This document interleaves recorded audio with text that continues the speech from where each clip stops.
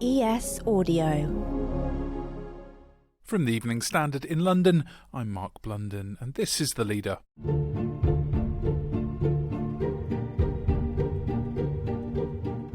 Britain's National Health Service faces what's described as the greatest workforce crisis in its history due to severe understaffing.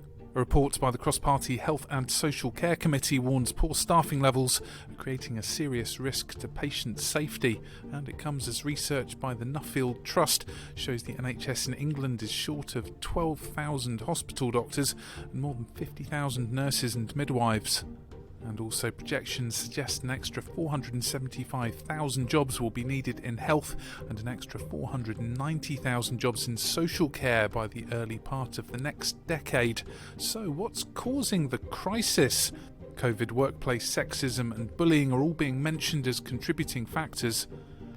And here's former Health Secretary Jeremy Hunt speaking on LBC, who was asked if Brexit had an impact on NHS staffing. There may have been some NHS staff who went back to Portugal or Poland or wherever. I think it's more likely to have been the pandemic, people sort of heading off home before those lockdowns happened. But the truth is that all over the world now, according to the World Health Organization, there's a shortage of 2 million doctors, 15 million nurses. So as the patient waiting list stretches over the horizon, what can be done to solve this workforce crisis, and what will happen if it's not fixed? We're joined by Alan Lofthouse, a national officer with Unison, who's the union's ambulance lead and is also a former paramedic. Alan, firstly, before we get into the reports, what are you hearing from your members about ambulance waiting times? We've heard of the sort of queues of anything from a few hours up to sort of 18, 20 hours, where you've actually got a crew that will come off shift and in the morning will start the same shift and go back to hospital to go and join the same patient that's queuing outside the hospital that they were with the night before. And you're right, these are highly skilled people that are stood there with patients queuing. Now, lots of things have been tried. We've tried these sort of liaison people that go and talk between the crew and the hospital. They've tried areas where you can just sort of effectively create a new ward, and that ward is staffed by ambulance. But those ambulance go straight out again and come back in again with another patient. So it just makes that queue longer. And I think you're seeing the visible queue at hospital. There's also a queue out there of calls that have yet to be answered, that people have triaged in those control centres I mentioned earlier, but they've not been able to get a response to. So the queue exists and it's bigger. But I think that's the visible side of it. What we're not seeing, though, is the other side. It's the difficulties people have with getting appointments to see GPs, the difficulty for areas like the children's and adolescent mental health services, where their fundings have been cut and cut and cut.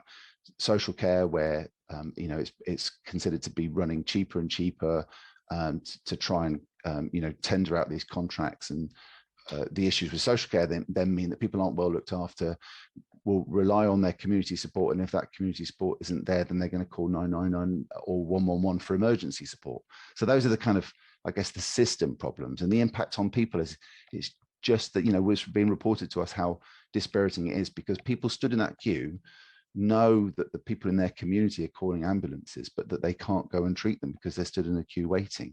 And I think that's really frustrating. It does have an impact on, retention and people's feeling of job satisfaction.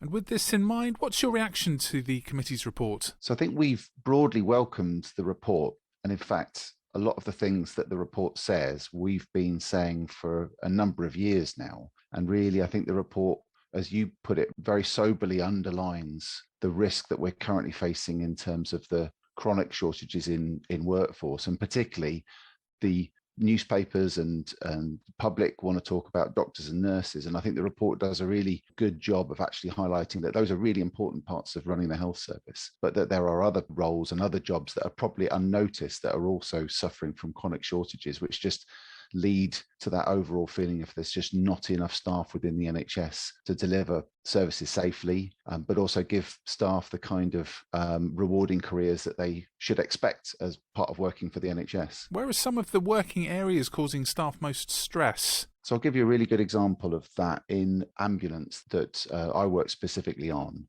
And we've got people who work in the control centres that take and receive the calls from the public for help and support, and the paramedics that go out with the other ambulance team to respond to those emergencies. And particularly in there, we're seeing really high levels of turnover within places like an ambulance control centre, which mean the overall effect of this, huge demand that's placed on them is sometimes they'll be sitting there with half the staff that they need to run that call centre effectively, with stacks of ambulance calls or 111 calls, the sort of less immediately life-threatening calls, stacking up without ambulances to send to them because those ambulances are currently queuing up outside hospital. So those people in that control room are dealing with upset, worried members of the public calling in for friends or family, but they're also worried about the safety of the service that they're able to deliver because, people get more unwell if they call for 999 and we can't get an ambulance to them. And, you would have seen that the response times, I think it was last week, the announcement that they've gone up considerably.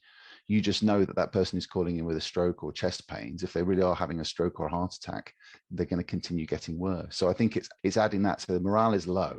People join the NHS because they want to provide a professional and caring service. And I think we've reached that point now where people don't feel able to do that. And that really is impacting their, how they feel about their job, how they feel about working together as part of teams.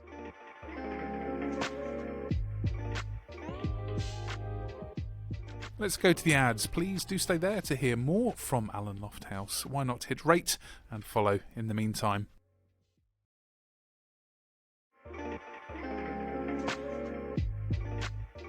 Welcome back.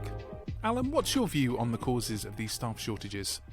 Some of these things have been around before the pandemic, and it's convenient to imagine that the pandemic has somehow created this sense of chaos in the NHS, but that isn't what the leading people are saying. These workforce pressures were there before the pandemic. They may have been made slightly worse, and the recovery of services is an added aspect to it, but this is something that predates the pandemic. And for us, the biggest and quickest thing that the government can do right now is to award an inflation-busting pay rise for NHS staff, and in social care, award them a decent pay rise as well. And I work predominantly with the NHS, predominantly with ambulance, so not with social care, but Unison as a union represents all parts of the health and social care.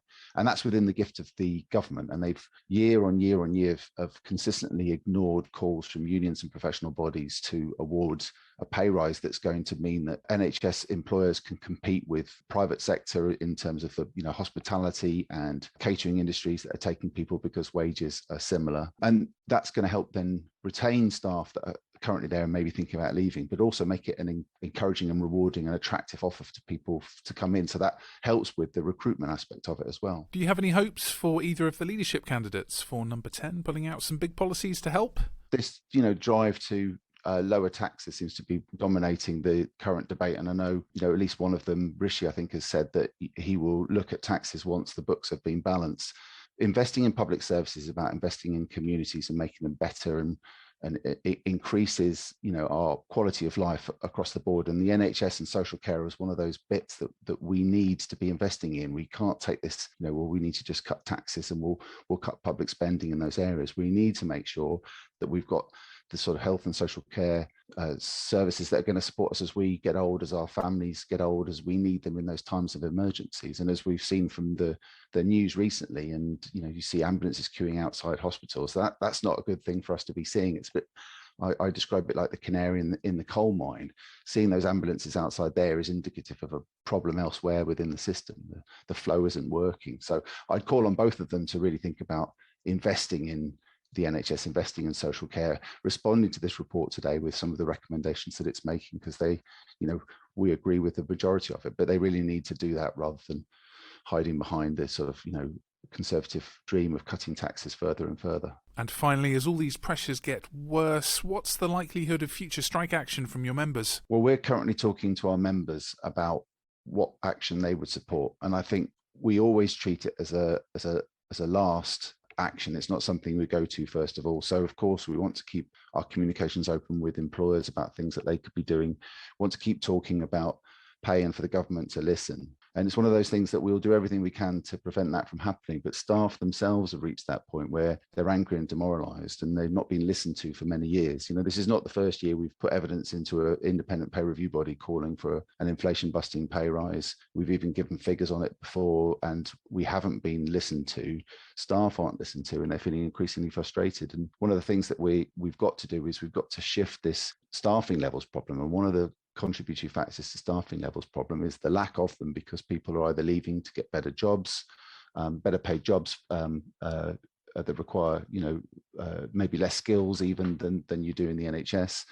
Equally, staff are working increasing hours, and some of that is unpaid overtime, which is sort of ridiculous state of affairs within the NHS. So we're doing all we can to try and improve the situation. The difficulty comes when we're not listened to, and so that's why we're going to be consulting people about what they want to do, what they support, because it's our members who lead this union, and they'll be the ones that will make the ultimate decision.